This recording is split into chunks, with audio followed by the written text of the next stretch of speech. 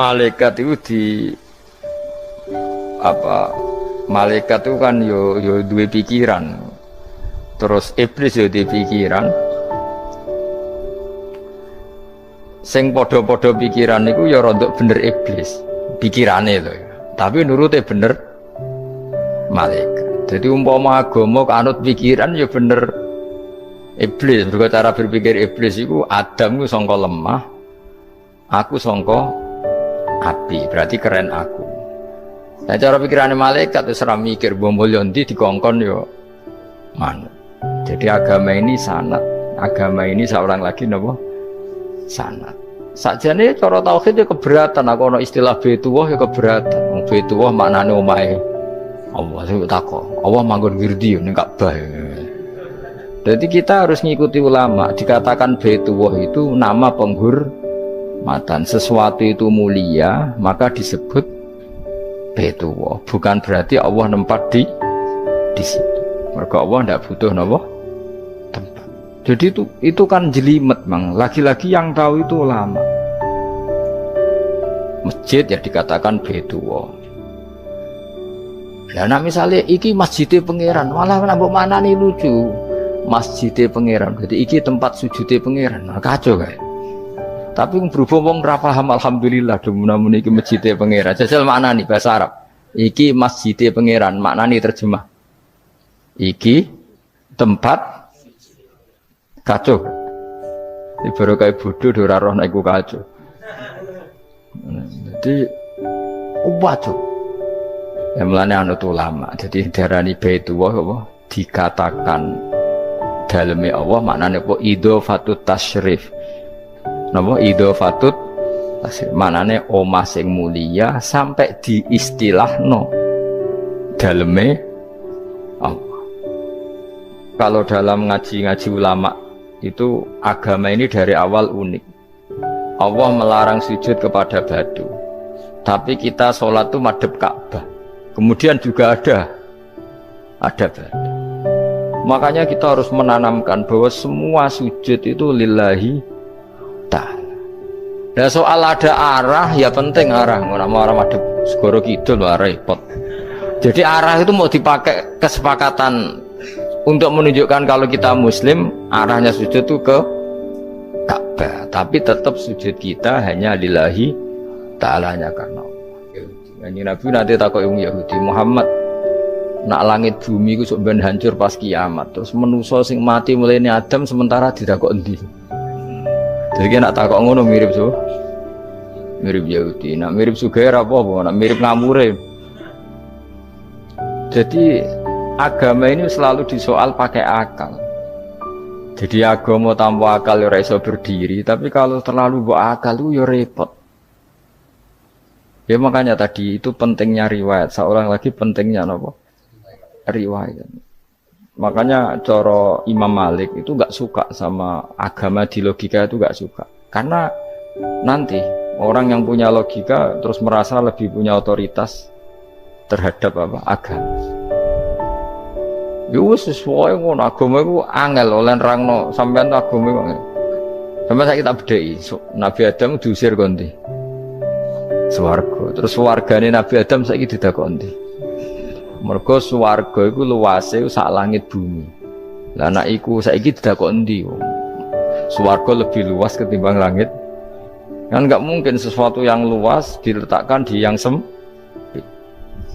So, akhirnya Mu'tazilah enggak percaya anane swarga zaman Nabi Adam. Jadi swarga sing cerita Adam itu tidak sama dengan surga yang nanti arduhas samawati wal ardh. Jari ahli sunnah ya sono. Lah ning ndi wis ra roh pokoke ono. Ya itu kan sama-sama terus diterusno wong debat. Ya sudah guys. Nak cara aku wis mlebu sik kok gampang nerangno nek wis bar roh. Secara teori kan gitu, ora roh kok nerangno sak usih. Bro. Ya sudah sampean bu swarga wae lagi wae.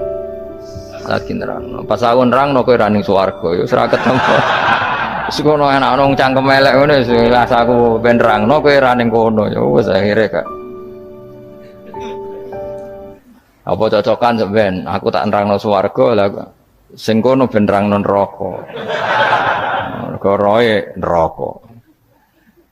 Agama itu unik. Ya karena tadi apa ya? Dari awal agama ini di kaum yakilun, tapi akal yang berlebihan itu ya mengganggu agama. Ya sudah, makanya saya ulang lagi itu riwayat ya. Sebagian ini apa? Riwayat. Inna hadzal ilma dinun fangduru amman ta'khuduna dinakum. Agama ini ilmu, kemudian kamu harus dari sanad yang benar, ya. Dari sanad yang apa? Dari sanad yang benar. Ya sudah seperti itu. Mana itu pulau setuju model kayak sholat sunat safar tidak harus madhep kiblat terus. Jadi agama ini sudah unik. Misalnya gini, sholat fardu kan wajib kiblat, tapi ada sholat yang nggak usah madhep kiblat, yaitu sunat safar. Misalnya orang di pesawat gitu.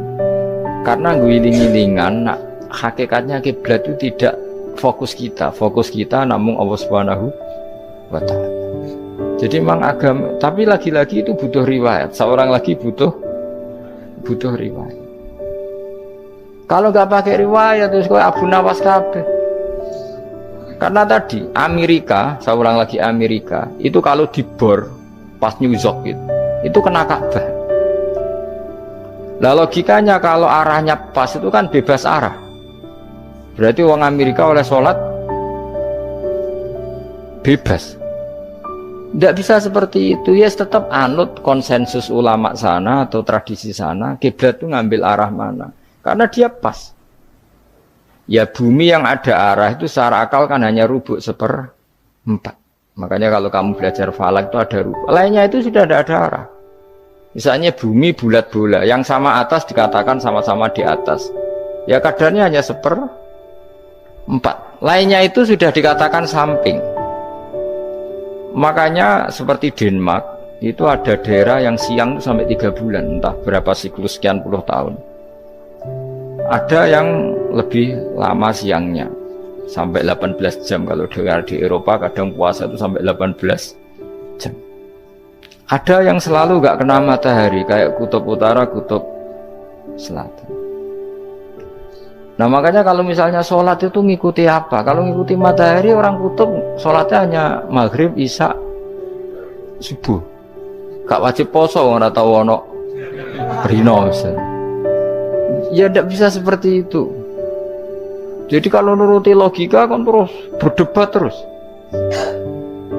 Tapi kalau nuruti rasa sebagai hamba. Orang kutub butuh sujud sama Allah, orang kutub butuh loyal sama Allah dengan memperlakukan puasa. Ya sudah, akhirnya kita harus puasa. Nah, lalu kalau ukurannya matahari, mereka tidak punya matahari. Memangnya puasa itu penyebabnya wujudnya matahari, apa penyebabnya loyalitas sama Allah Subhanahu wa Ta'ala? Loyalitas. Kalau penyebabnya matahari ya berarti kalau nggak ada matahari, nggak usah apa? Tidak usah seperti itu cara berpikir. Makanya ngikuti ulama, karena ulama yang tahu tradisinya Allah dan Rasul. Ya seorang lagi ulama yang tahu tradisinya Allah dan Rasul. Meskipun ya kadang saya enak dewe ulama. Mergo ya kadang ya mau kalau bolak-balik ngomong gak diterang nombek cangkem elek ora paham-paham.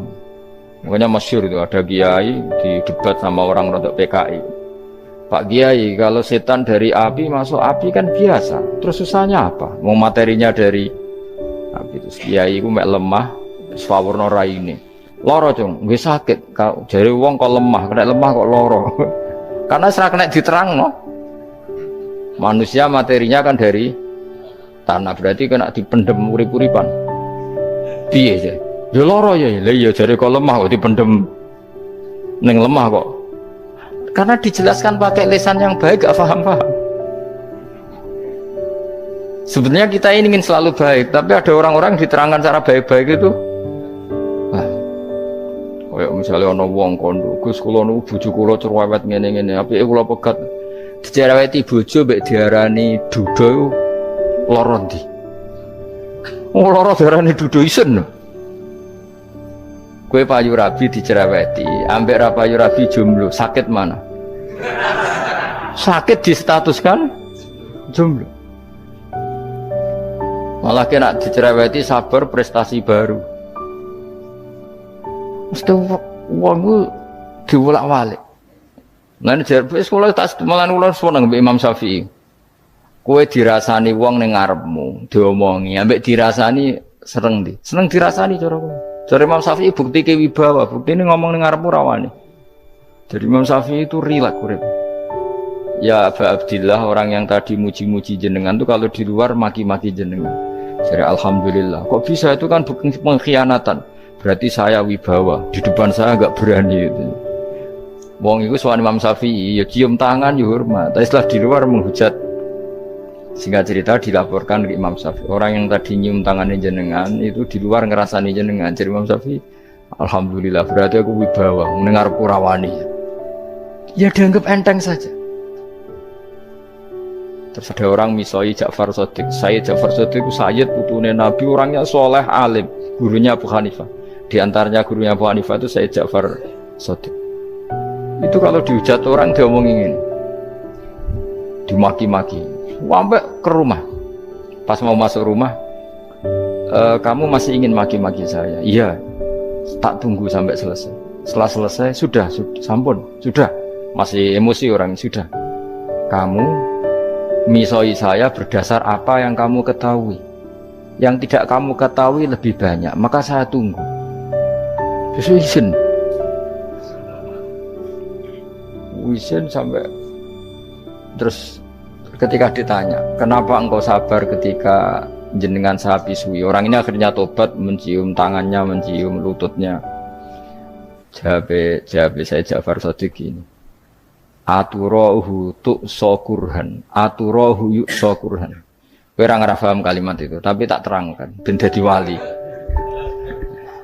Kowe roh pangeran, ya tahu. Sing durakani pangeran tuh banyak enggak, yang maksiati pangeran tuh banyak enggak? Banyak. Lah yung pangeran sing di langit bumi wae dimaksiati, apa meneh terima aku.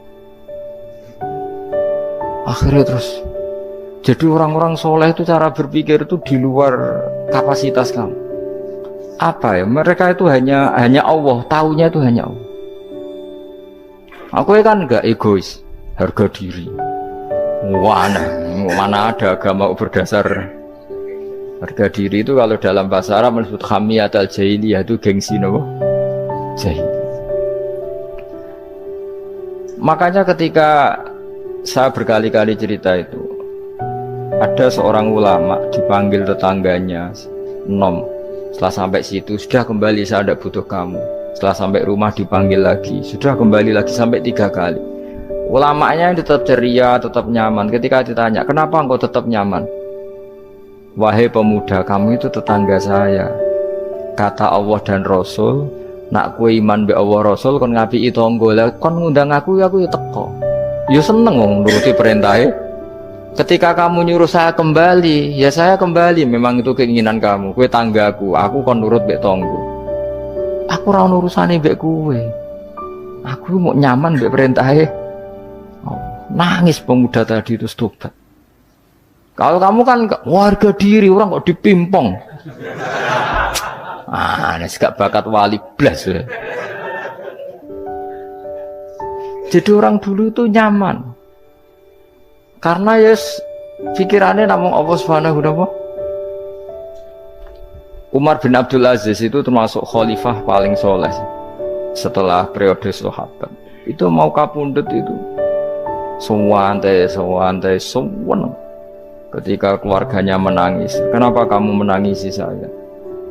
Ya karena engkau mau mati. Memangnya kalau mati mau kemana aja?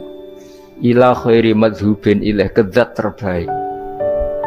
Terus aku mbok kon urip awar kowe gak jelas iso ngrumat aku ta ora. Anak Allah malah jelas. Saiki apik ndi urip mbek wong ora jelas sampai sing jelas. Ya wis kapundhut. Kowe kan gak mati ku wedi. Dosane akeh. Lah mungkin nek urip terus ra dosa potongan. Mung gaya tok asline. Dosa kula cek kathah Gus kok mati terus. Ya malah apik mati biar dosa meneh. Biasa wae nek ape mati biasa, karena potensinya kamu urip suwi ku dosane apa taat meneh. Ya jawab. Potensine. Dosa meneh apa taat meneh? Apa ya dosa ya taat. Terus pas mati pas taat atau pas dosa? ora usah ngono biasa ya. Sampai mati ae matur pangeran Gusti nak saya ini mati nggih. Mati mawon nak saya ini urip nggih. Urip mawon Gusti semua anut jenengan.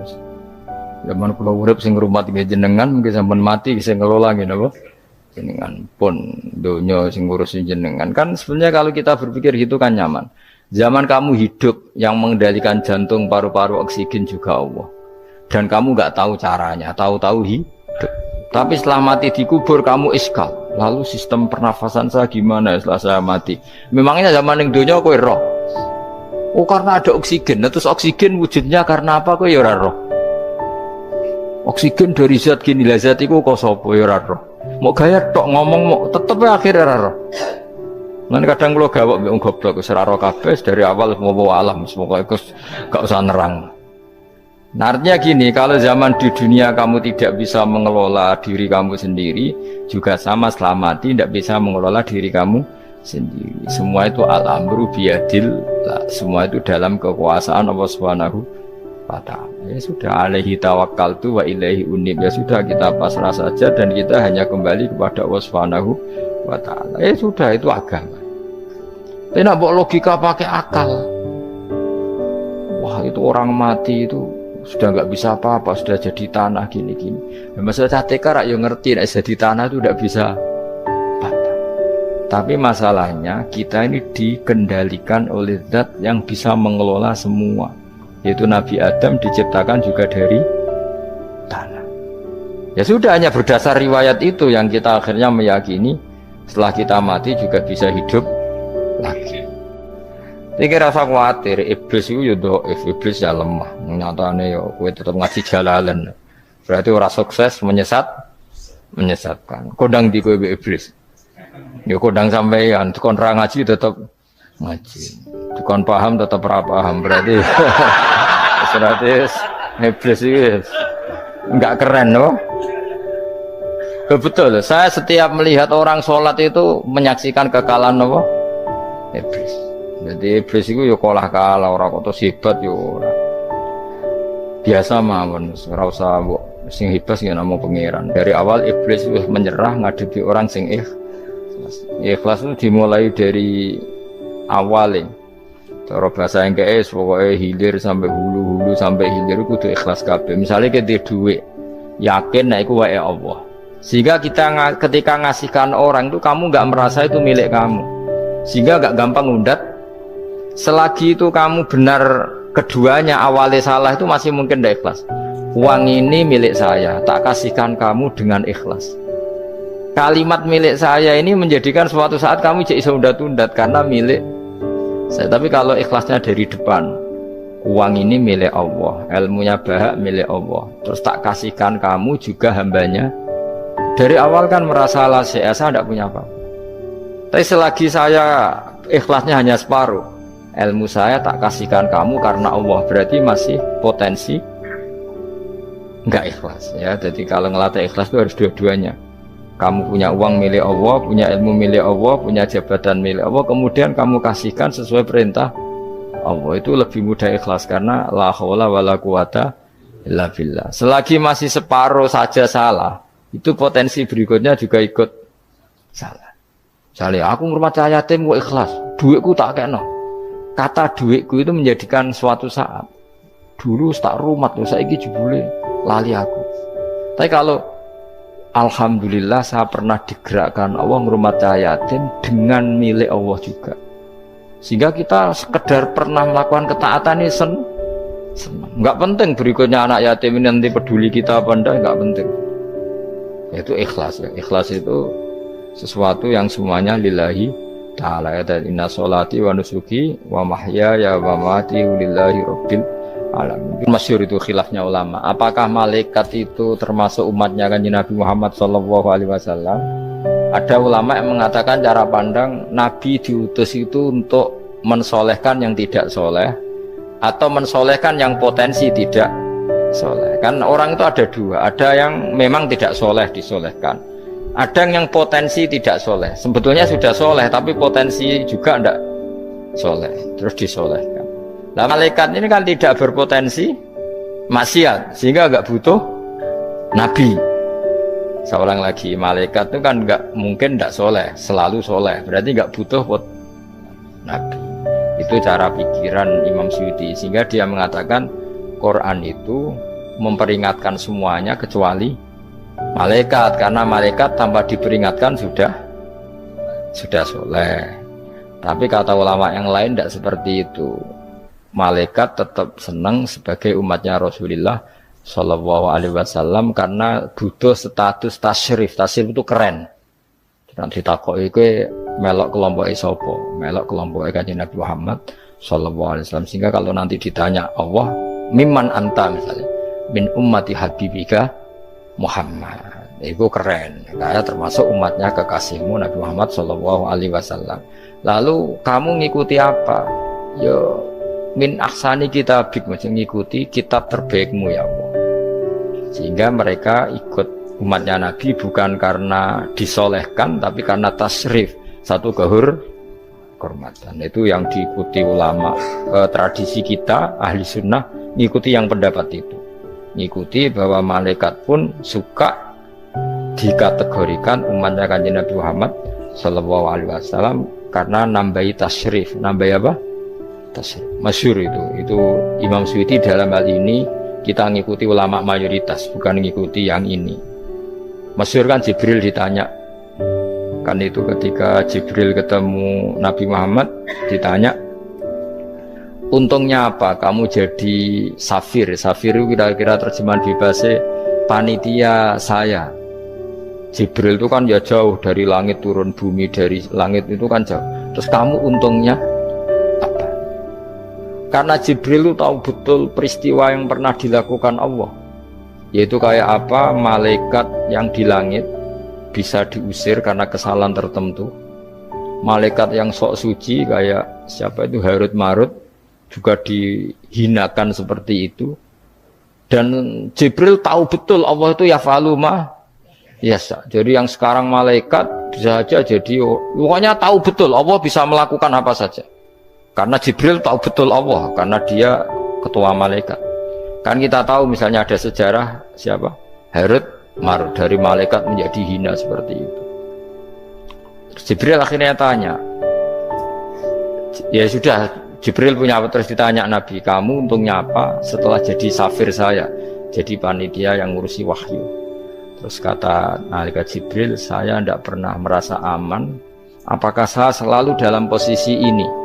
Posisi terhormat, kecuali setelah menjadi safir, menjadi pelayan kamu, ketika aku distatuskan oleh Allah apa itu, innahu laqaulu rasulin karim dzi quwwatin inda dzil arsy makin muta'in sama amin. Terus ganti fa amin tu ba'du, baru setelah itu saya merasa aman, bahwa posisi saya aman karena Quran itu abadi ila yaumil qiyamah ila mala mi'adalah. Pokoknya Quran itu abadi, dan di Quran itu saya distatuskan muta'in sama amin. Berarti saya merasa aman, tidak akan dirubah kestatusan saya malaikat semenjak saya jadi safirmu.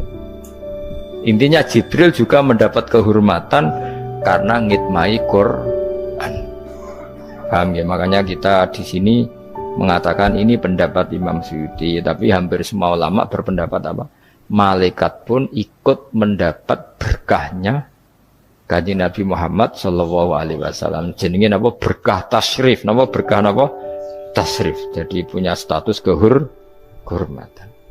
Nah, yang dikatakan Imam Suyuti itu murni logika. Murni logika tadi. Yang namanya Quran itu memberi peringatan supaya enggak soleh menjadi soleh, dan malaikat tidak butuh itu karena sudah selalu soleh ya. Jadi itu logika saja, tapi kita berkeyakinan malaikat pun butuh, tapi untuk kehormatan.